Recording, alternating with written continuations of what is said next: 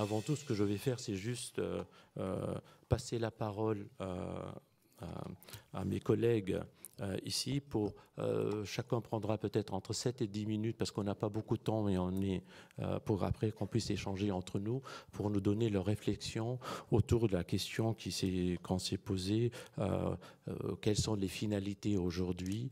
Doivent-elles modifier? On doit seulement ajouter quelque chose simplement à ce qu'on faisait avant ou revisiter d'une façon beaucoup plus radicale pour certains les finalités de l'école, et puis on échangera si le temps nous permet entre nous et les questions. Je vais passer la parole au début à Elisabeth Schneider. Tout le monde a le programme, je ne vais pas faire des introductions comme ça pour vous donner plus de temps pour votre intervention. Bien, donc bonjour à tous. Donc je vais me présenter d'une certaine manière simplement pour vous dire de quel point de vue je vais parler, de quelle manière entendre peut-être ce que je vais vous dire.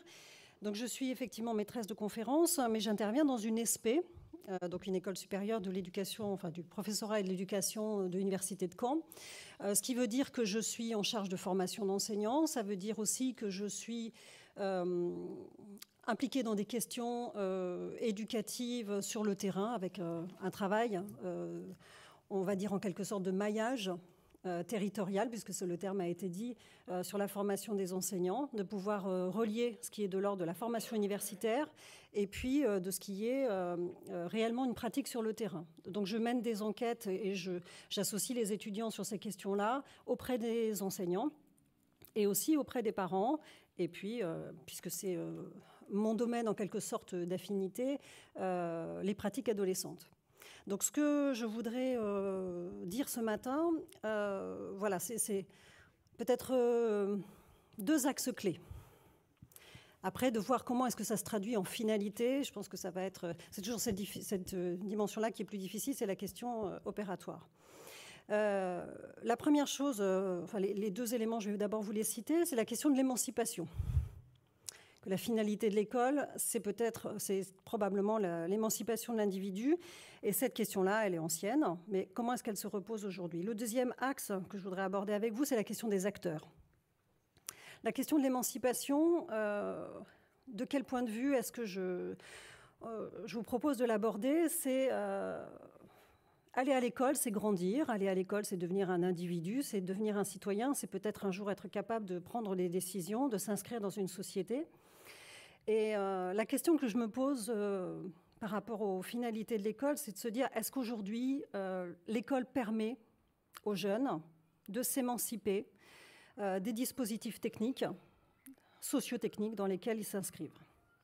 Les jeunes sont actuellement confrontés à des environnements, on va dire numériques, on ne va pas rentrer dans le détail, mais effectivement, enfin, on pourra le faire dans la discussion.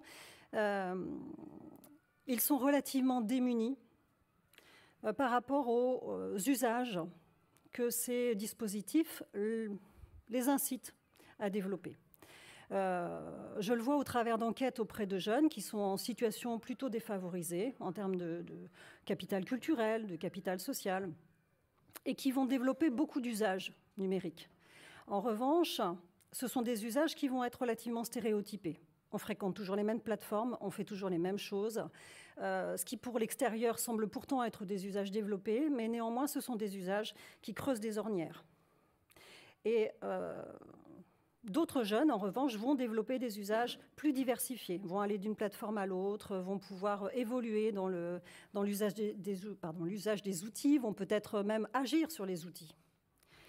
Mais est-ce que l'école aujourd'hui permet à tous les jeunes de réfléchir sur cette question de l'usage, de la routine sur des plateformes? Est-ce que finalement, on peut prendre des exemples de plateformes, mais il y a des plateformes sur lesquelles on va inciter les jeunes à participer. Est-ce que cette participation est un engagement? Est-ce qu'on ne confond pas participation et engagement? Est-ce qu'on ne confond pas contribution et engagement? Est-ce que toutes les participations, toutes les contributions visent l'émancipation des individus, ou est-ce que, ça c'est des questions qui sont bien connues aussi ici avec les journées qui ont effectivement eu lieu, est-ce qu'en fait on ne pousse pas les jeunes à produire de la matière première qui sert à gagner de l'argent sur leur dos, en quelque sorte. On les pousse à devenir des ambassadeurs de certaines plateformes. Et est-ce que l'école pose ces questions-là ? Le deuxième élément sur la question de l'émancipation, c'est la question dans la classe. C'est la question de ce que j'appelle la médiation pédagogique. Et la question de l'éthique de la médiation pédagogique. Est-ce qu'il y a une éthique de la médiation pédagogique avec le numérique ?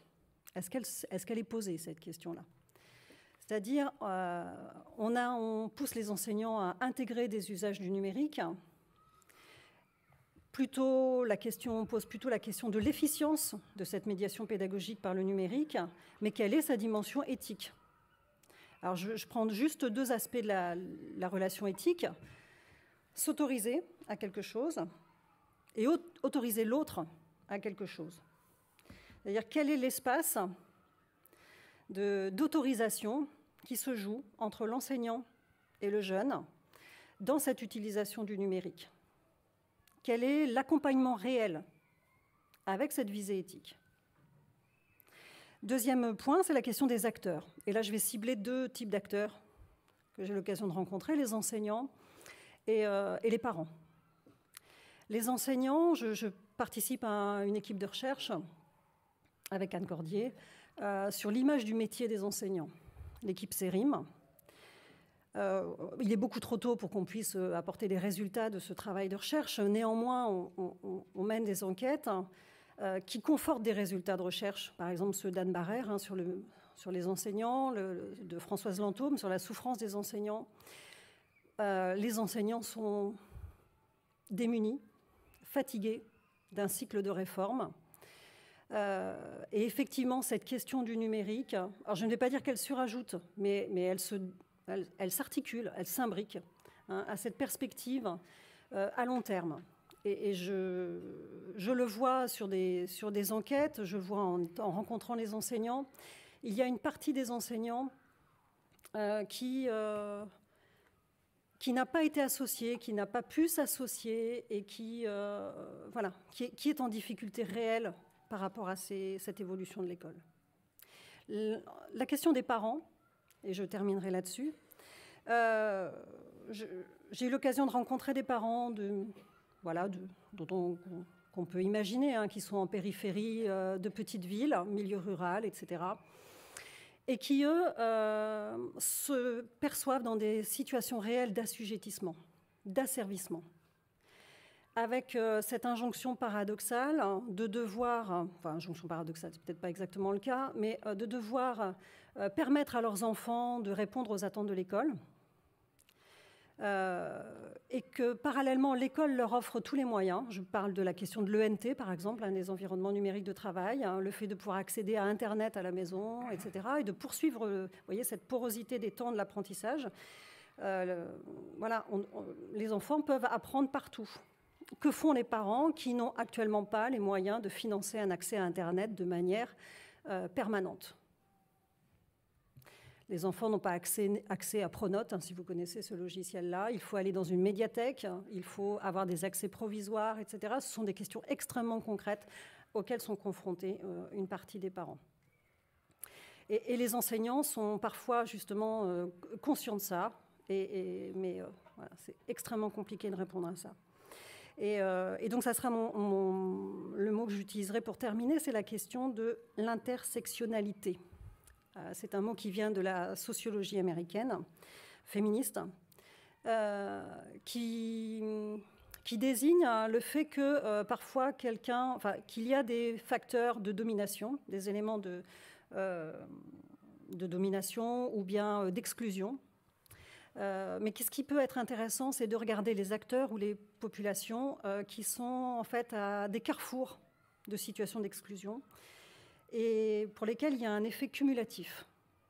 Et c'est vrai que quand on regarde des questions de genre, des questions de classe sociale, des questions de territoire, etc., je pense qu'une des finalités de l'école, c'est vraiment de se reposer la question de l'accès démocratique au savoir.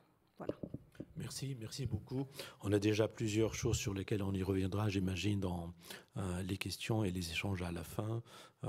Émancipation, digital labor, certaines formes de responsabilité, questions éthiques et pas mal de choses. Mais je vais passer maintenant la parole à Alain Boissineau pour nous donner sa perspective et ses vues sur la question.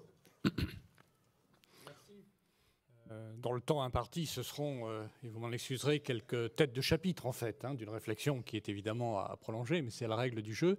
Quelques éléments de réflexion que j'emprunte, pour une part, à mon expérience du pilotage du système éducatif, et en même temps, à une volonté que je partage avec vous tous, j'imagine, simplement d'essayer de comprendre ce qui se passe, et à partir de là, à des travaux que je conduis maintenant sur l'histoire du système éducatif. Je voudrais faire trois remarques sur le sujet qui nous intéresse, cette intersection entre le monde de l'école et le monde du numérique. Premier ordre de remarque sur la façon d'aborder le sujet. Je suis un peu réservé par rapport à toutes les interventions qui présentent l'intrusion du numérique dans le monde de l'école comme une forme de révolution copernicienne, comme une espèce de rupture anthropologique radicale qui serait appelée à tout bouleverser. Je pense que c'est une présentation qui d'une part n'est pas tout à fait exacte et qui d'autre part fait peur. Alors je pense par exemple à une thèse brillante au demeurant de quelqu'un comme Michel Serres parlant justement d'une espèce de révolution anthropologique à propos de l'introduction du numérique. Je pense que ce que nous apprend l'histoire des sociétés et l'histoire de l'enseignement, c'est que les choses se passent toujours beaucoup plus dans la durée et qu'on n'a jamais affaire à des révolutions coperniciennes brutales, mais à des hybridations, à des métissages de logiques diverses qui peu à peu font évoluer les choses, mais où le nouveau ne remplace pas l'ancien. Simplement, c'est un nouvel amalgame qui peu à peu s'introduit. On pourrait développer ce point, je ne le ferai pas, mais les débats que nous avons actuellement sur l'introduction du numérique font penser, par exemple, aux débats qu'on a pu avoir dans l'Antiquité sur l'affrontement entre la civilisation de l'écrit et celle de l'oral. J'aime citer le passage du Phèdre de Platon où Socrate entreprend de démontrer que tout s'effondre, à commencer par l'enseignement, parce qu'on est passé d'une culture de l'oral à une culture de l'écrit, et que dans le monde de l'écrit, comme les écrits sont inertes, figés, ne se prêtent plus à l'échange, eh bien, toutes les valeurs vont s'effondrer. Ce type d'analyse, quel que soit le respect qu'on doit à Socrate et à Platon, me semble pourtant brutal en opposant des logiques. De la même manière, on pourrait évoquer tout au long du Moyen-Âge la façon dont les pratiques culturelles ont évolué beaucoup plus souplement, beaucoup plus progressivement qu'on ne nous le présentait quand nous étions petits à l'école et on nous expliquait que l'invention de l'imprimerie avait d'un seul coup révolutionné complètement les usages. Mais c'est faux. L'évolution de l'imprimerie a évidemment joué un rôle, mais en fait, tout au long des siècles qui précédaient, l'évolution des pratiques de lecture s'était déjà largement amorcée. Le passage de la lecture à haute voix à la lecture silencieuse, qui s'est déroulé pendant des siècles, a joué un rôle au moins aussi important que l'imprimerie. L'évolution des techniques de copie, etc. Tout ça, ce sont des évolutions qui produisent en fait des métissages des pratiques et qui se jouent sur une longue durée. Et qui amène à chaque fois, en effet, ça a été dit tout à l'heure, à remodeler les humanités, mais sans forcément renier ce qui s'était passé précédemment.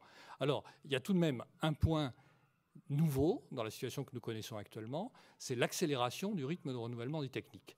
Et là, il y a en effet un télescopage que nous sommes en train de vivre et qui explique, je pense, le sentiment de crise qui traverse notre société. C'est que les pratiques culturelles évoluent sur un rythme qui est celui de la longue durée, comme disent les historiens, alors qu'actuellement, on vit en effet une accélération vertigineuse des techniques et donc l'écart tend à se creuser. Voilà, c'est autour de ça, me semble-t-il, qu'il faudrait avoir un certain nombre de réflexions, mais en tout cas, essayer de montrer que c'est une réorganisation qui s'opère, mais ça n'est pas une révolution qui aboutirait à renier tout ce qui existait antérieurement. Si on accepte cette idée-là, je crois que réfléchir sur les liens maintenant du numérique avec l'école, et ça sera ma deuxième remarque, ça implique plutôt de prendre la mesure des déplacements qui s'opèrent. Non pas des révolutions, mais des déplacements qui sont en train de s'opérer. Et là, j'en pointerai rapidement trois, mais je me contente de les évoquer. Il y a d'abord un déplacement qui concerne le rapport à la connaissance, incontestablement. Depuis un siècle, l'idée s'était installée que le rôle du maître était d'abord de transmettre des connaissances. Idée relativement récente, puisqu'on sait que dans l'école du XIXe siècle, par exemple, le rôle du maître était beaucoup plus d'accompagner le travail des élèves, de surveiller les devoirs, de corriger ces devoirs. Le cours comme transmission de connaissances, c'est une invention qui s'est développée seulement au XXe siècle et qui est relativement récente. Or là, clairement, on voit bien que le numérique, en multipliant les sources d'accès aux connaissances, en tout cas aux informations, on sait bien que ça n'est pas la même chose, en proposant à l'élève une masse d'informations disponibles qui déborde très très largement ce que quelques maîtres que ce soit pourraient apporter, amène le maître à se repositionner, non plus comme celui qui délivre les informations, mais comme celui qui aide les élèves à faire du savoir et à fabriquer de la connaissance à partir de ces informations. Là aussi, c'est quelque chose que certains présentent comme radicalement nouveau, et on insistera par exemple sur la classe inversée, sur toutes ces idées qui sont au demeurant extrêmement intéressantes, mais d'une certaine manière, c'est un retour à l'école du XIXe siècle. On pourrait aussi débattre là-dessus. Deuxième déplacement, évidemment, il y a déjà été fait allusion, le numérique modifie les espaces-temps de l'école. La relation au travail, la manière d'utiliser les espaces numériques de travail, la manière simplement dont les élèves chez eux ou dans les interstices de l'école peuvent utiliser Internet. Tout ça fait que l'unité qui s'était construite autour de l'heure de cours, autour de la classe, etc., est débordée de tous côtés par un accès multiforme aux sources d'information dans des temps qui peuvent être complètement excentriques par rapport à l'école, par rapport à la classe, et dans des espaces qui ne se limitent plus aux locaux scolaires. Et puis, troisième déplacement, nous nous sommes installés là aussi depuis un siècle dans une idée au demeurant assez réductrice qui consiste à opposer de façon à mes yeux trop radicale l'instruction et l'éducation. C'est un vaste débat, je ne vais évidemment pas l'ouvrir ici, mais il y avait quand même cette idée que certains revendiquent comme un principe fondamental et qu'ils attribuent à tort à Condorcet d'ailleurs, il faudrait relire les classiques avant de dire des sottises sur ce point, l'idée que l'école aurait uniquement pour rôle la transmission des connaissances et donc un rôle d'instruction, l'éducation se faisant ailleurs. En fait, les choses sont infiniment plus compliquées. Il est impossible déjà dans l'école du XXe siècle de démêler vraiment ce qui relève de l'instruction et ce qui relève de l'éducation. Et avec le numérique, c'est encore plus impossible. L'un des déplacements qu'opère le numérique, c'est de remettre en cause des conceptions sur lesquelles nous avons vécu pendant longtemps. En fait, dans la relation qu'on entretient avec le numérique, on voit bien tous les problèmes, par exemple, de déontologie qui s'installent à propos des usages du numérique, les règles d'usage, les modes de sociabilité que développe le numérique, etc. Tout ça fait que ce qui relève de la formation de la personne, du citoyen, et ce qui relève de l'acquisition de connaissances est plus indémêlable que jamais. Et donc, c'est aussi ces déplacements-là qu'il faudrait analyser et penser. Alors, pour penser tout ça, pour accompagner toutes ces évolutions, ça sera ma troisième remarque et je m'en tiendrai là, troisième tête de chapitre, il faut se poser la question, me semble-t-il, de savoir comment on peut piloter intelligemment cette rencontre du numérique et de l'école et ce que ça nous suggère pour les modes de pilotage de l'éducation dans les temps qui viennent. Et là aussi, je crois que si on veut que ça marche, c'est-à-dire si on veut que ce métissage que j'évoquais tout à l'heure se produise harmonieusement et de façon féconde, que ce soit un enrichissement de l'école, il faut que nous réussissions à mettre en phase un certain nombre de facteurs. Alors, première remarque, on ne peut plus piloter le système éducatif en concevant la responsabilité des décideurs comme consistant à mettre en place des cadres et des grilles d'enseignement sur le modèle traditionnel. Il faut une organisation beaucoup plus souple des enseignements qui ne peut plus être définie comme addition d'un certain nombre d'heures de cours hebdomadaires. Il faut absolument alléger le nombre d'heures de cours, il faut dégager du temps pour des pratiques d'échange, il faut dégager du temps pour des relations plus individualisées avec les élèves. Il faut dégager du temps pour le travail dans les CDI et autres lieux d'accès à l'information.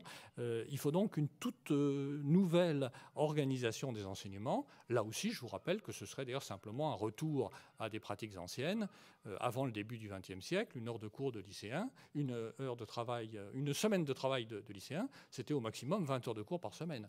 Et le nombre d'heures de cours qu'on connaît actuellement, c'est une invention récente.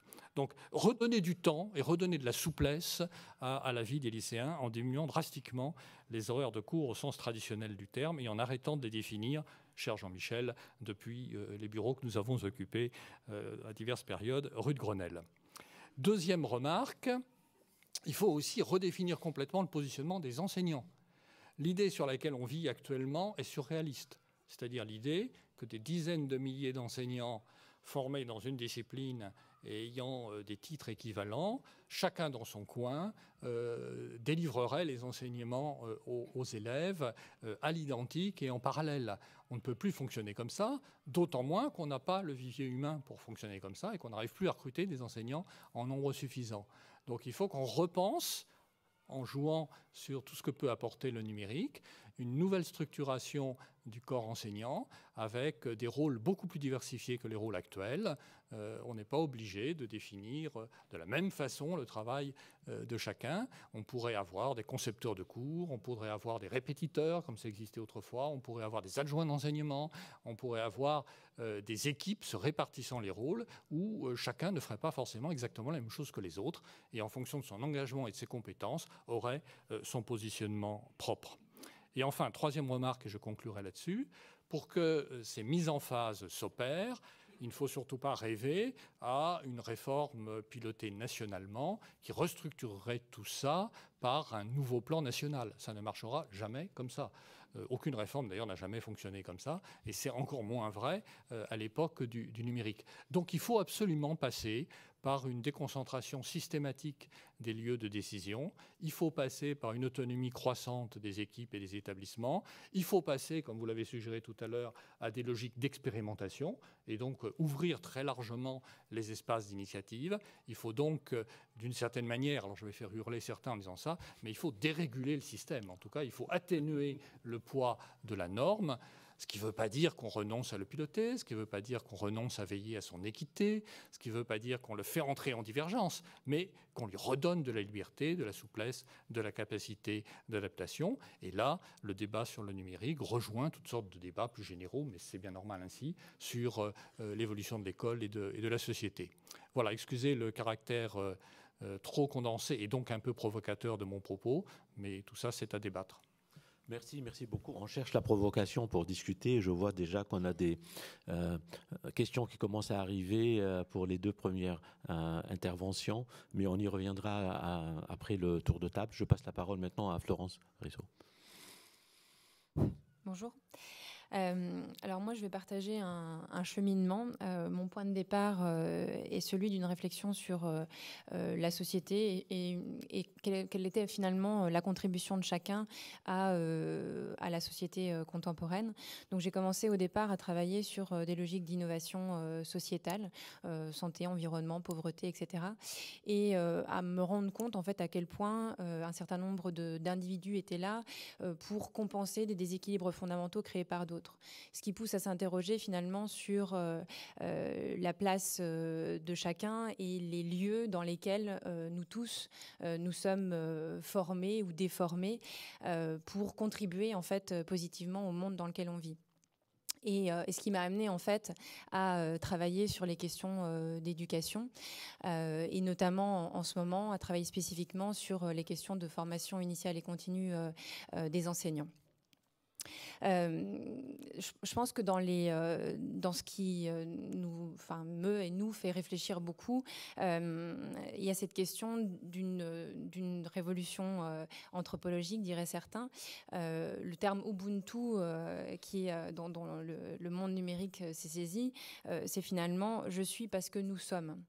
Et il me semble en fait que en France et dans les pays finalement occidentaux contemporains, on est plutôt dans une vision très humano-centré, de je pense donc je suis, enfin très individualisé finalement, et qu'il y a une question à se poser à l'heure du numérique, la question de l'horizontalité, de l'intelligence collective, de la construction commune de la connaissance, et quelque part le système éducatif a continué à fonctionner et à former des êtres pensants, ce qui est déjà une bonne chose, mais des êtres pensants de manière individuelle en fait.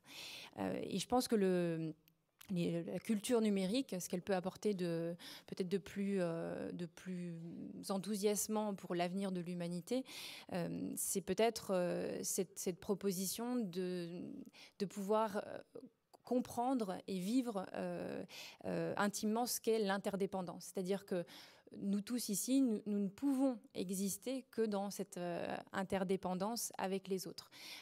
Et dans un monde mondialisé, on peut à la fois imaginer, comprendre cette interdépendance parce que ce qui fait que nous sommes vêtis, que nous pouvons boire ou manger, évidemment, a été produit par d'autres, mais sur des problématiques plus mondiales, des problématiques complexes, donc les enjeux de pollution, de terrorisme, environnementaux, finalement, ce sont des enjeux planétaires qui requièrent finalement la contribution de chacun et de tous à la résolution de ces défis planétaires. Donc, quand on interroge finalement la finalité de l'école, ça doit être une école, a priori, qui est au service de la vie. Et c'est ce que Edgar Morin dirait bien mieux que moi. Donc une école au service de la vie et une école qui permet à un moment donné de comprendre et d'appréhender la complexité du monde. Donc, ce qu'on a fait quand même depuis un certain nombre d'années, c'est fonctionner en silo, avec des pensées finalement qui se juxtaposent, des disciplines qui se juxtaposent. Or, ce dont on a besoin, c'est de relier les choses et d'interconnecter finalement à la fois les sujets et les disciplines et les points de vue, pour avoir une vision plus systémique à la fois et en même temps plus humaine, c'est-à-dire plus respectueuse des besoins humains, qui, eux, finalement, ne changent peut-être pas fondamentalement. Je pense qu'il y a des invariants de l'humanité. Le connais-toi toi-même de Socrate est toujours valable aujourd'hui. Alors, bien sûr, est-ce que le numérique peut venir nous aider peut-être à nous connaître nous-mêmes? Il y a des dispositifs d'objets connectés qui peuvent peut-être nous permettre, si on nous rend nos données, de mieux nous comprendre et donc de mieux grandir et de mieux évoluer. Mais voilà, je pense que reconsidérer les finalités de l'école, c'est finalement s'interroger sur à quoi elle sert, à quoi rêvent finalement les individus qui constituent ce système, puisqu'on parle beaucoup de méta-structure, mais humainement, c'est constitué en France, 12 millions d'élèves, 800 000 enseignants, à qui on ne demande pas forcément ce qu'ils souhaitent et comment ils envisagent ces finalités de l'école. Donc je dirais que dans les finalités, il y a cette question d'une capacité collective à résoudre des problèmes complexes, ce qui suppose de travailler sur de l'esprit critique, sur une compréhension systémique des choses. Il y a la question de l'éthique, puisque certes, on peut avoir des esprits bien formés, des gens très intelligents, mais qui peuvent créer la bombe atomique et autres dispositifs techniques destructeurs de l'humanité. Donc, et quand on parle d'intelligence artificielle, évidemment, on doit légitimement se poser la question de qui, à un moment donné, va penser l'éthique de l'intelligence artificielle. Est-ce qu'on peut avoir une digitalisation de l'éthique de cette intelligence? Et donc, est-ce qu'à l'école, on apprend un discernement éthique, un discernement intersubjectif? Je ne suis pas sûre. Et je trouve que ça mériterait peut-être je ne sais pas si c'est une matière, mais en tout cas que les enseignants puissent à un moment donné être formés à éveiller cette éthique et ce discernement intersubjectif chez les élèves. Quand on intervient, par exemple, dans les ESP, notamment à l'ESP de Créteil, on essaye d'introduire des MOOC. Alors, c'est la mode en ce moment, ces fameux MOOC. On sait que 5% seulement des participants à des MOOC finissent effectivement ce dispositif en ligne. Mais ce qui nous intéresse, en fait, indépendamment du fait de rendre la connaissance accessible massivement, c'est peut-être la possibilité de l'utiliser en pédagogie inversée et donc en renforçant finalement le rôle de l'être humain. Puisque on a vu, et c'est assez commun, qu'évidemment un dispositif numérique de ce type-là n'est valide et n'est fort que parce qu'il, à un moment donné, est utilisé avec une médiation humaine qui permet à des individus qui ont plus de difficultés d'aller peut-être plus loin, de résoudre leurs difficultés, et à ceux qui sont très en avance d'aller peut-être plus loin dans leur réflexion. Et ce travail, en fait, nous a poussé à réfléchir également aux questions de personnalisation des parcours d'apprentissage, puisque, oui, nous avons réussi collectivement, finalement, la massification de l'enseignement. On a quand même, en France, 12 millions d'élèves qui passent par le système éducatif, alors bien sûr avec des échecs, 150 000 décrocheurs chaque année, mais globalement, ce qui n'est pas le cas dans beaucoup d'autres pays du monde, éducation primaire et secondaire sont accessibles à tous. Et l'enjeu, finalement, d'aujourd'hui, c'est peut-être de réfléchir à la personnalisation des apprentissages et à la manière, finalement, d'individualiser les parcours. Et en cela, le numérique peut peut-être apporter en partie une réponse. On travaille en ce moment avec l'Académie de Créteil et l'ESP dans le cadre d'un projet IFRAN sur la question du continuum de formation initiale, formation continue, et en essayant de travailler avec une start-up sur des cartes d'apprentissage, des cartes de savoir, dont le point de départ est un test d'autopositionnement qui permet à l'apprenant finalement de savoir quel est son point de départ, et ensuite de cheminer dans cette carte de connaissances et de bifurquer en fonction de la question qu'il se pose au moment où il se pose cette question. Donc plutôt d'avoir des parcours finalement linéaires pensés par celui qui est le sachant, ou même par un dispositif MOOC qui est finalement relativement linéaire et pensé à nouveau par des sachants. L'idée de ces cartes distribuées, c'est à partir d'un autodiagnostic de permettre finalement à des parcours différents dans un même espace classe. Voilà, donc pour résumer finalement notre réflexion, je dirais que dans les finalités de l'école, je mettrais le discernement, l'éthique, la capacité de résolution de problèmes et la sagesse, puisque là encore, on le réserve finalement à quelques heures de philosophie en terminale. Mais vivre ensemble et faire société, ça suppose à un moment donné d'avoir des lieux dans lesquels on a la possibilité de se questionner, de s'interroger sur des controverses, des dilemmes moraux, des questions complexes. Et je pense qu'il serait peut-être urgent, et notamment avec les tristes événements de cette dernière année et demie, de réfléchir aux enseignements de la sagesse ou des sagesses. Et le numérique peut peut-être simplement permettre de crowdsourcer ces sagesses et de savoir un petit peu peut-être mettre en relation des individus pour être en capacité de mieux cheminer, de mieux grandir, de mieux s'interroger pour faire société dans le respect à la fois de soi, des autres et de l'écosystème global. Merci. On reviendra évidemment sur la question du lien social et de l'éthique parce qu'elle va traverser certains de nos échanges. Et maintenant, je passe la parole à Jean-Michel Blanquer. Merci beaucoup et merci pour votre invitation.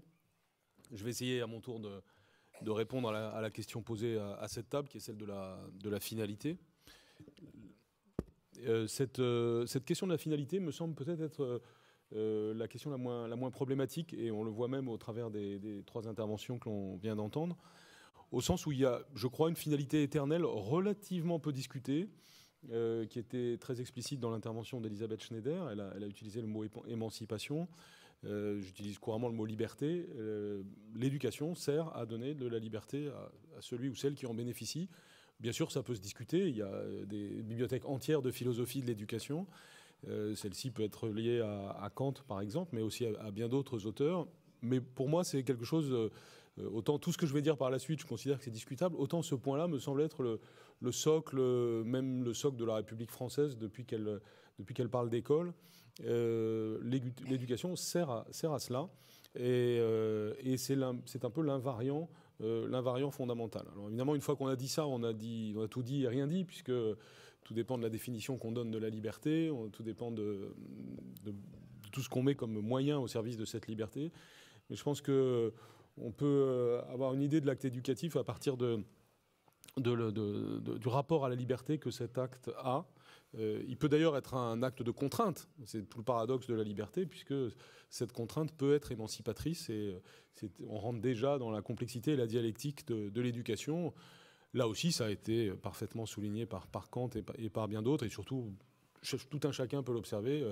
C'est le paradoxe de l'éducation. Il faut de la contrainte pour aller vers la liberté. Si le petit homme savait se débrouiller tout seul et construire son savoir à partir de la naissance, ça se saurait. Et malheureusement, on a même, avec le cas des enfants sauvages, l'exemple inverse. Et là, on peut faire référence à Aristote et à la définition de l'homme comme animal social ou comme animal politique. Nous sommes tous le produit d'interaction, nous avons besoin de l'autre. C'est plutôt une bonne nouvelle, et c'est plutôt une bonne nouvelle pour l'éducation, qui reste absolument indispensable pour la définition même de l'homme.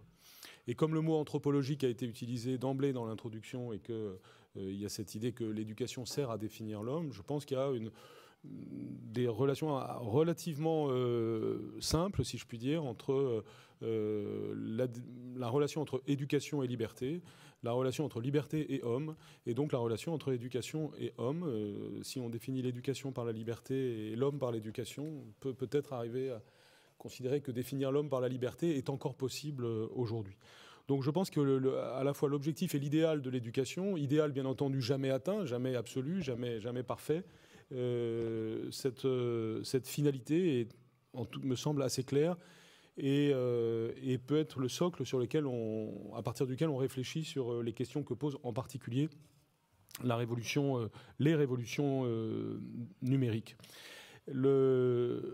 Et là, on arrive à la question des moyens et un petit peu des défis qui nous sont lancés aujourd'hui et qu'on a commencé à voir et qui vont être vus toute la journée et puis tout au long des séminaires que vous organisez.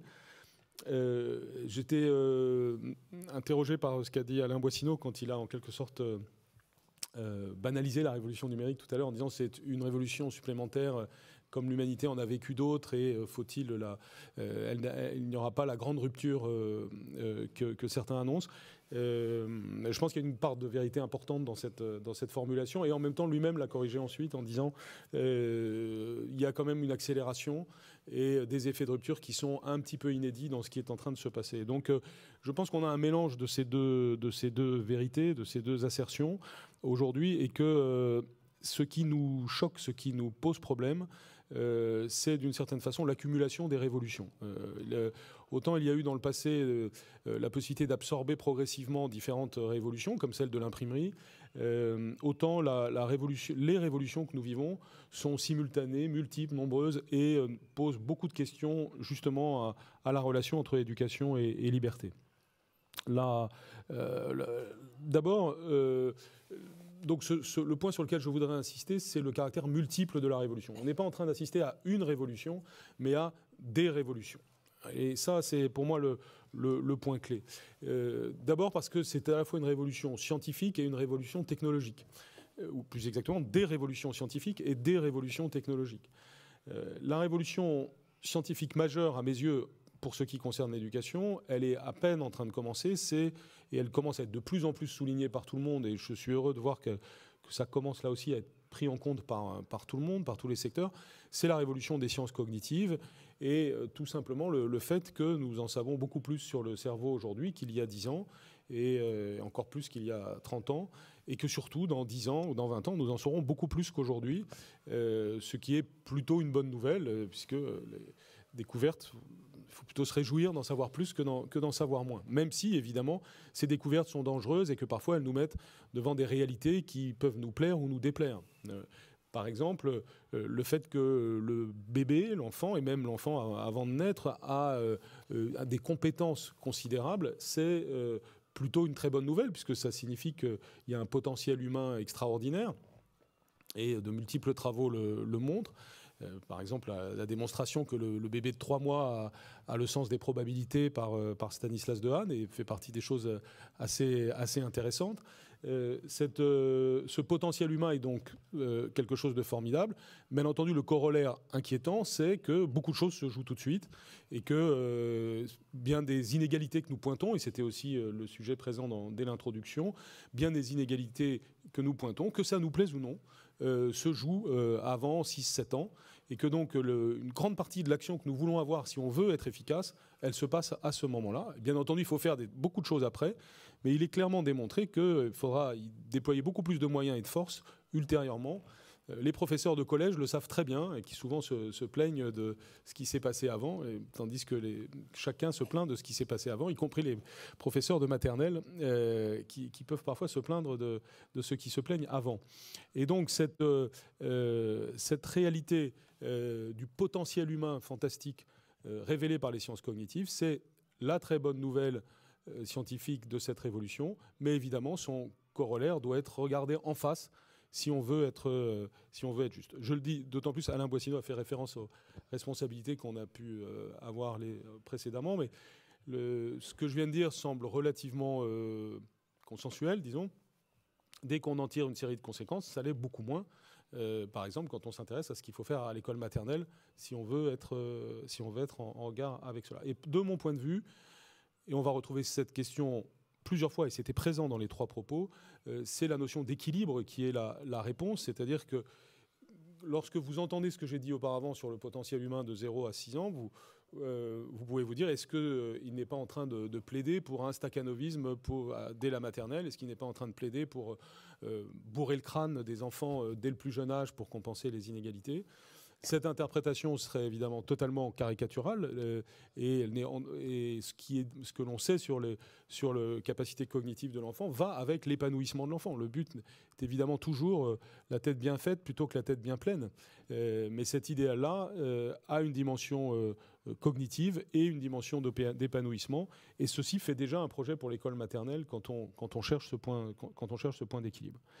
La révolution cognitive est elle-même multidimensionnelle et elle est en relation avec les révolutions technologiques.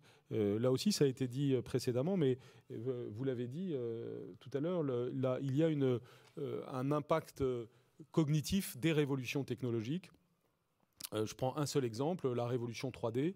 Il est évident qu'elle a et qu'elle aura, d'ailleurs dans des délais assez prochains, lorsqu'il va y avoir une popularisation des casques 3D, elle a un impact cognitif. Si toutes celles et ceux d'entre vous qui ont peut-être déjà vécu une expérience 3D en salle d'immersion ou en mettant un casque, je ne sais pas, ce serait intéressant de faire lever la main à qui a déjà eu une expérience 3D. Vous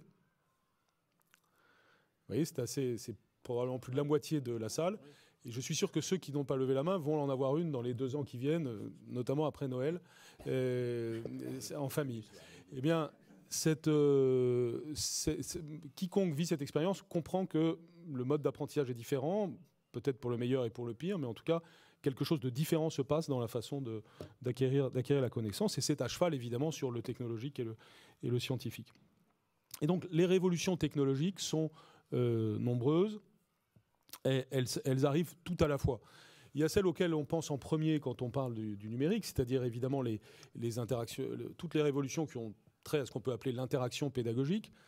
Et je souriais là aussi quand j'entendais la référence à Socrate et à la révolution, à l'écrit chassant l'oral en quelque sorte, puisqu'on pourrait à certains égards penser qu'aujourd'hui la révolution numérique prend en sandwich l'écrit, parce qu'il y a une certaine forme de retour à l'idéal socratique de l'oralité et une remise en cause de l'écrit qui est peut-être une ruse de l'histoire. Mais en tout état de cause, l'interaction pédagogique permise par le numérique, de multiples façons, que probablement beaucoup d'entre vous connaissent, est en soi une révolution. Et cette révolution a évidemment du positif, parce que justement elle permet de faire des choses qu'on ne pouvait pas faire avant, des choses que l'on visait de façon idéale auparavant, et que l'on peut faire maintenant de façon pratique. Par exemple, savoir instantanément si toute la classe a bien compris quelque chose et pouvoir personnaliser ensuite les réponses que l'on va avoir pour ceux qui n'ont pas compris. Ce sont des choses qui sont désormais techniquement possibles et qui sont évidemment de très grands progrès. Je pense que cette première révolution, elle-même, ne doit pas être mal interprétée. Il y a par exemple une idée qui court très fréquemment et que, pour ma part, je combats, qui est que, puisque tous les savoirs sont disponibles, ça n'est plus la peine d'apprendre. Je pense que, parce que tous les savoirs sont disponibles, il est plus que jamais nécessaire d'apprendre. Pour plusieurs catégories de raisons. D'abord, pour les raisons cognitives précédemment mentionnées, c'est-à-dire que la question de la mémoire, par exemple, est extrêmement importante et elle l'est dès le plus jeune âge. Donc apprendre par cœur n'est pas quelque chose d'archaïque relevant d'âge ancien, mais c'est au contraire plus que jamais nécessaire dans le monde tel qu'il est. De la même façon, je pense que la révolution numérique et l'accès à la connaissance que cela permet suppose, et là aussi ça a été dit tout à l'heure, surtout par Elisabeth Schneider, quand elle a dit que les jeunes aujourd'hui, les adolescents, manquaient d'outils, manquaient d'antidotes en quelque sorte pour ne pas être instrumentalisés par la civilisation numérique. Enfin, je le redis avec mes mots, mais c'est ce que j'ai compris. Cette réalité, et évidemment, l'école doit l'affronter en donnant aux enfants et aux adolescents cette culture générale, ce recul, cette mise en perspective que l'on donne. Si je parle dans un instant avec tel ou tel d'entre vous de la poule au pot et d'Henri IV, je ne vais pas, au moment où on en parle, aller sur Wikipédia pour comprendre ce qu'est la poule au pot et Henri IV. Les discussions ne se passent pas comme ça. L'interaction avec autrui n'est pas une perpétuelle référence à Wikipédia à partir d'une espèce juste de compétence technique que j'aurais à aller chercher sur Internet les choses. Nous ne fonctionnons pas comme ça, heureusement. Et au contraire, plus les débats sont superficiels, et nous savons que notre époque très immédiate a une pente fatale de superficialité, plus nous avons besoin d'enfants, d'adolescents, de jeunes, de citoyens qui ont une culture générale, qui savent des choses et qui les ont bien apprises. Et ceci n'est évidemment pas une position archaïque, c'est au contraire une position complémentaire de toutes les potentialités qu'offre le numérique. Et aussi de toutes les potentialités de réorganisation que permet le numérique. Et là, je rejoins complètement Alain Boissineau sur l'usage du temps et sur finalement le retour à la notion de répétiteur, ou en tout cas le retour à la notion d'une nouvelle relation homme-machine dans l'éducation.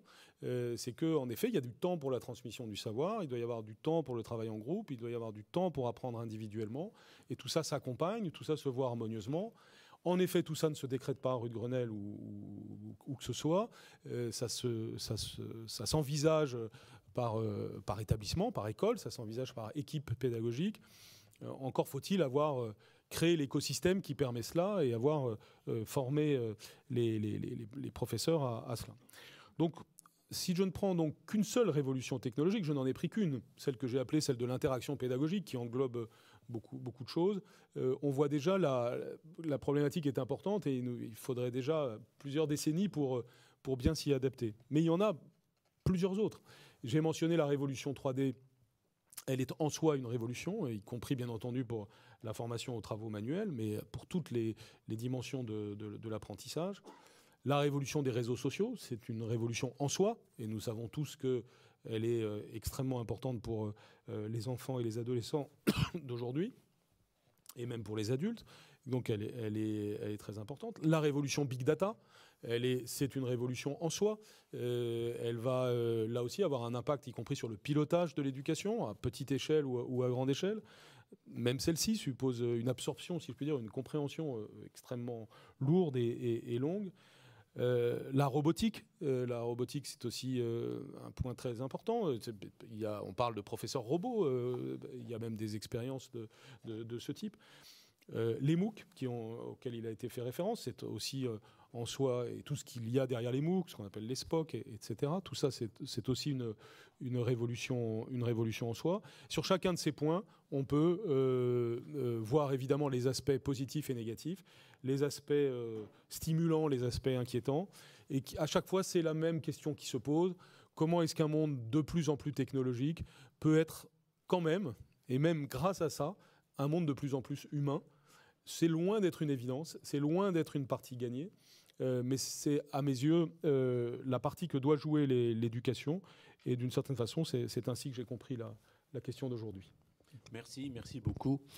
Merci à tous les intervenants. Il nous reste quand même une quinzaine de minutes pour discuter. Je vais juste peut-être lancer un premier échange, puis après passer aux questions qui ne cessent d'arriver. Il me semble qu'on est devant peut-être pas un consensus, mais certains regards.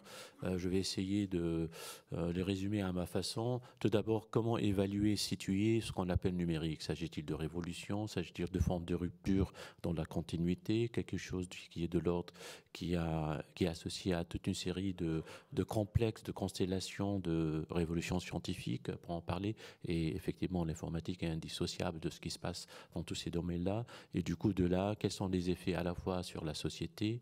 On va retrouver dans cette dimension-là tout ce qui est l'horizontal, le collectif, comment essayer d'y revenir et surtout comment réimaginer en fonction à la fois des usages et des contraintes ou des opportunités, le lien social, on va dire. Second aspect qui me semble qui est peut-être également beaucoup plus concentré sur l'éducation, la formation, l'apprentissage et ainsi de suite, c'est à la fois les dimensions locales globales. Est-ce qu'il y a des particularités, des spécificités qui sont locales, que ce soit l'accès, que ce soit être dans une situation défavorisée, toute une série d'éléments qui peuvent être locaux, comment essayer de les jongler avec les problématiques d'ordre mondial ou global qui semblent passer par des modalités en tout cas transporté par le numérique. Et finalement, il me semble aussi, il y a un problème qui se pose et on peut l'articuler autrement. On est dans un système, en tout cas, si je comprends bien les choses, et ça semble être le cas français, qui est extrêmement centralisé, qui a une certaine hiérarchie qui date d'un certain temps. Et il se trouve qu'aujourd'hui, peut-être, cette centralisation qui a été extrêmement importante pour toute une série de raisons historiques, aujourd'hui est invitée à s'adapter, à se modifier à la fois de l'intérieur pour essayer de permettre pas seulement l'expérimentation, on va dire des formes de souplesse qui peuvent répondre à des contingences, à des particularités, à des spécificités. Et finalement, une question qui semble revenir, c'est ce lien entre l'éthique et l'humain. Le statut du citoyen apprenant à n'importe quel âge, au fur et à mesure, et comment essayer de penser et réfléchir le rôle de l'école, de la formation et de l'apprentissage. Je crois qu'on a quand même une vaste constellation de choses assez complexes. Et finalement, je vais terminer là. C'est ça qui moi, me frappe le plus. C'est que peut-être la question peut être résumée de façon... On est dans une situation de complexification continue et on se pose comment répondre à cette complexification, qu'elle soit sociale, de l'ordre de l'apprentissage, du contenu même, entre guillemets. Mais peut-être que on peut essayer d'échanger un peu rapidement entre nous avant de passer aux questions qui nous arrivent du public. Parce qu'évidemment, il y a des points où il y a eu à la fois des accords et il y a eu aussi des positions assez, on va dire, divergentes entre les perspectives qui ont été présentées. Alain, s'il vous plaît. 2 remarques très brièvement. Sur le thème que vous venez d'aborder, complexification versus centralisation, je pense que c'est en effet un enjeu majeur. L'histoire du système éducatif 19e, 20e siècle, c'est celle de la constitution d'un système de plus en plus englobant, de plus en plus centralisé, supposé apporter à tous des réponses de type grosso modo identique. Nous sommes à la rupture maintenant par rapport à cette logique-là. Et ce qui monte, vous l'avez évoqué d'ailleurs, c'est une demande de plus grande individualisation, de plus grande diversification. Comment on va pouvoir gérer cette bascule dans une nouvelle logique qui se dessine pour les temps à venir? Et là, le numérique va jouer un rôle tout à fait déterminant. Deuxième remarque, très brièvement, Jean-Michel disait tout à l'heure, nous sommes tous d'accord sur l'idée qu'au fond, s'il y a une visée fondamentale dans la démarche éducative, c'est celle de la liberté, c'est développer la liberté de l'individu. nous sommes sans doute en effet d'accord ici, je le suis à titre personnel. Je crois pourtant que tout le monde n'est pas forcément d'accord avec ça. Et que historiquement, il y a eu toujours deux approches de la question de l'éducation. Les uns pensant qu'en effet, elle doit développer la liberté de l'individu, d'autres pensant qu'elle doit plutôt développer la conformité au modèle social. C'est un vieux débat. Les historiens des sciences politiques se souviennent du débat entre la pensée athénienne, enfin le modèle athénien et le modèle spartiate. Ça a été beaucoup débattu pendant la Révolution française. Le modèle Condorcet versus le modèle Robespierre, etc., etc. Et je pense que nous ne sommes pas complètement sortis de ce débat-là, même assez loin de là, entre ceux qui pensent qu'en effet le système doit être suffisamment souple, suffisamment déconcentré, faire suffisamment de place à l'autonomie des acteurs pour aller dans le sens de la liberté, et ceux qui craignent que cette démarche-là ne compromette l'égalité. Dans les termes de la devise républicaine, on sait bien que certains sont plus attachés à l'égalité qu'à la liberté et inversement. Et donc certains craignent qu'on ne sacrifie avec les évolutions en cours un objectif qui est plutôt un objectif de mise en conformité au nom de l'égalité de l'ensemble des citoyens dans l'espace civique. Bon, c'est un débat qui remonte à la Grèce du VIe siècle avant Jésus-Christ. On pourrait le développer infiniment, mais il ne faut pas l'occulter parce que encore maintenant, hic et nunc, que si j'ose dire, quand on parle de la réforme du collège, par exemple, le sujet, il est vivant. Et le débat, il est vivant et il remonte à ça. Rapidement, pour qu'on... Non, juste en un mot, parce que je pense que c'est effectivement un sujet socle, en quelque sorte. Là, c'est le cas de le dire, d'ailleurs. Mais la liberté, bien entendu, je ne veux pas occulter ces débats bien réels, mais qui sont, à mon avis, juste un cran après. C'est-à-dire que même ceux qui plaident pour...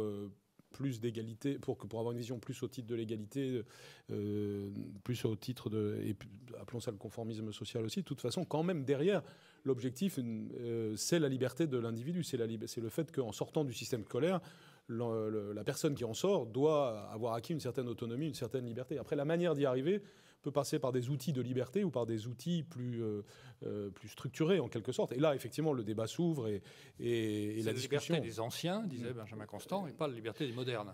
Oui, d'accord. J'abuse pas de mon temps de parole.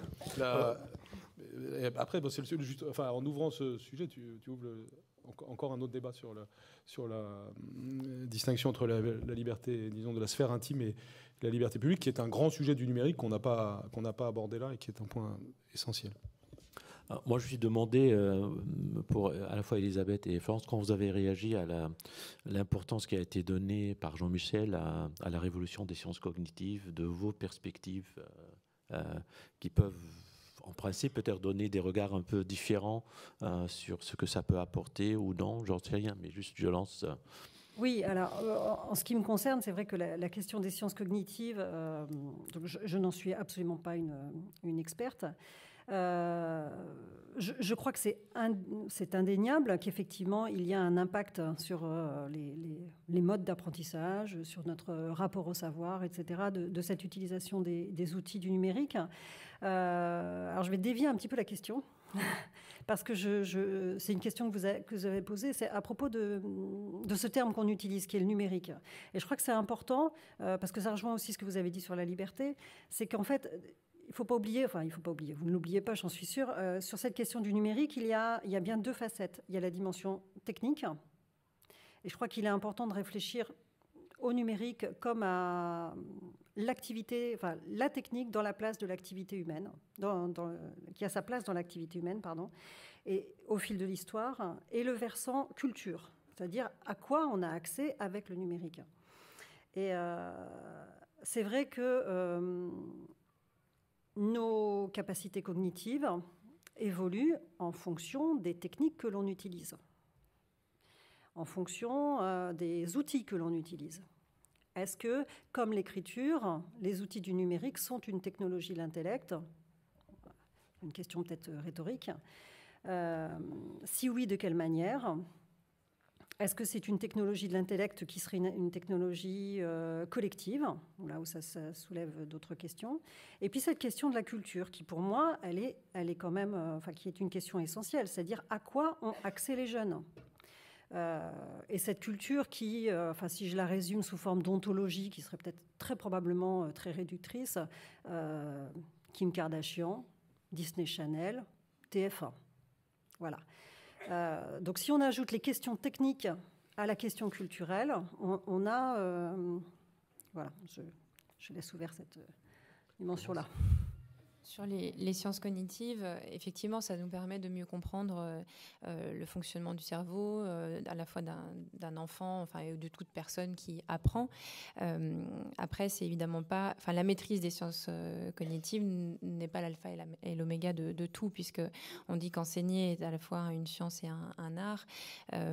Quand on parle d'effet maître, c'est bien la qualité spécifique de l'enseignant dans sa capacité à la fois effectivement à comprendre le cerveau humain, mais aussi à agir de manière avec empathie, avec compréhension de la diversité des intelligences. Et donc, je dirais juste que cette révolution-là, qui est... Bon, déjà en France, on a 20 ou 30 ans de retard par rapport aux États-Unis, mais si on regarde les États-Unis, ils sont déjà aussi en train de décoder un certain nombre de neuromythes. Et donc, il faut aussi garder un esprit critique et de réflexion, parce que on voit parfois des gens nous montrer des IRM de cerveau pour nous expliquer que c'est comme ça que ça fonctionne, avec une sorte de vérité qui ne pourrait être remise en question.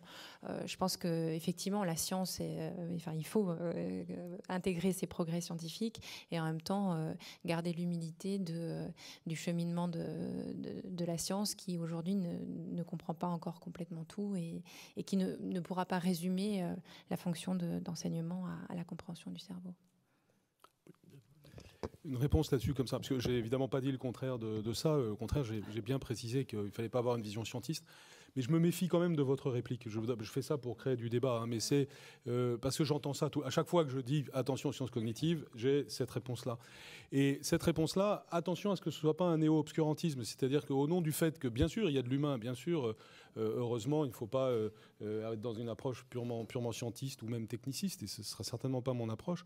Mais attention qu'au nom une fois qu'on a dit ça, qu'a-t-on dit, quoi ? Et si c'est pour dire je me fiche de ce que me disent les sciences cognitives parce qu'il y a un risque trop fort, alors on est dans du néo-obscurantisme. Et c'est comme ça que depuis une vingtaine d'années, puisque vous avez parlé de retard en effet, on passe à côté de certaines choses. Et quand on réfléchit aux causes des inégalités en France, parmi elles, il y a le fait d'avoir voulu ignorer des choses que d'autres pays n'ont pas voulu ignorer et pour lesquelles ils ont tiré des conséquences pratiques. Alors donc, oui, bien sûr, ça n'est pas l'alpha et l'oméga, et oui, bien sûr, les sciences cognitives sont juste balbutiantes et il y a plein de choses qu'elles ne peuvent pas nous dire et elles ne résumeront jamais les choses. Mais une fois qu'on a dit ça, n'en tirons pas comme conséquence que c'est marginal et négligeable. Oui, merci. On est d'accord, on intègre les sciences cognitives dans la production de nos outils aussi. Justement, Pierre, on va prendre peut-être, il nous reste 4 ou 5 minutes de questions. Moi, il me semble, la question qui a été posée sur culture, technique, on va dire aspect scientifique de l'informatique, qu'un des problèmes, et c'est un point de vue peut-être excentrique, que le mot technique ne suffit plus pour désigner ce que le numérique fait et représente aujourd'hui. Du coup, on est coincé par un héritage à la fois métaphysique et philosophique depuis très très longtemps qui pèse sur notre regard sur ce que c'est que le numérique. Le problème, qu'on n'a pas de mots consensuels qu'on peut trouver pour désigner et saisir. Et ça fait partie à la fois du défi, mais aussi de la promesse, parce que c'est quelque chose d'assez particulier dans notre histoire, dont on n'a pas d'équivalent. Mais c'est peut-être un départ pour une autre chose. Je vais prendre une des premières questions. Horizontalité du pilotage. Comment permettre l'émergence des nouvelles normes articulant local, global? Puis après, pourquoi pas de chef d'établissement à la table ronde? Alors, à la fin, moi, je dis... voilà, on a déjà la réponse, merci. Est-ce que quelqu'un qui veut répondre autour de cette question de l'horizontalité du pilotage, et surtout pour prendre en compte l'articulation un peu difficile qui a été évoquée par presque tout le monde et qui se retrouve dans beaucoup de questions, local-global. À la fois, je crois, local, national, global, mais aussi local au sein d'une nation régionale avec des situations et des conditions assez diverses et différentes. Je veux bien dire un mot sur cette question de l'horizontalité. On se confronte sur le terrain en accompagnant des équipes pédagogiques d'établissements scolaires à cette question en fait de de l'horizontalité versus les pouvoirs en place, en fait. Et effectivement, permettre à un collectif de réfléchir, d'interagir, etc., ça demande en partie au chef d'établissement de lâcher un certain nombre de prérogatives de décision. Donc la question, c'est comment finalement les pouvoirs en place peuvent donner un cadre de liberté justement pour permettre à des collectifs de se saisir des problématiques qui les concernent, pour inventer des solutions aux problématiques qu'ils rencontrent au quotidien. Et je crois qu'on est encore dans une illusion de contrôle, de maîtrise, de hiérarchie, qui rassure les pouvoirs en place à tous les échelons. Mais on voit bien que la masse que nous sommes appelons à pour le coup une révolution des structures de pouvoir et des organisations des prises de décision. Et voilà, je pense qu'il y a en effet un enjeu d'accompagner cette mutation et ce changement de culture, à la fois pour rassurer les tenants des pouvoirs en place sur le fait qu'ils auront toujours une place, et en même temps peut-être donner plus de place néanmoins à des collectifs qui sont probablement plus intelligents qu'un seul individu. Donc voilà, quelle foi on peut donner, enfin, et mettre dans un processus d'intelligence collective versus la décision d'un seul. Une dernière question, parce qu'on arrive à la fin malheureusement de notre table ronde. Il y a plusieurs questions qui sont posées autour de émancipation, liberté. Quelle sorte de liberté? Est-ce que liberté, c'est l'équivalent d'autonomie du point de vue à la fois de l'éducation, la formation? Je ne sais pas comment... Effectivement, ça a été évoqué que la notion de liberté peut avoir plusieurs acceptations, qui peuvent être parfois même conflictuelles entre des traditions différentes. On a eu des références au monde grec, mais il peut y en avoir d'autres. Si on regarde dans l'histoire plus récente, en 17e, 18e, entre, on va dire, du côté anglo-saxon et du côté francophone, on va avoir des conceptions, des articulations. Qu'est-ce que la liberté, à la fois individuelle et collective, qui sont assez divergentes en fin de compte. Et la question qui se retrouve dans une bonne partie des questions, c'est qu'est-ce que vous voulez dire par liberté dans cette finalité de l'école? N'est-ce pas, ou émancipation dans ce sens-là. C'est pas facile à dire vite et rapidement, malheureusement. Elisabeth, peut-être. Non, allez-y.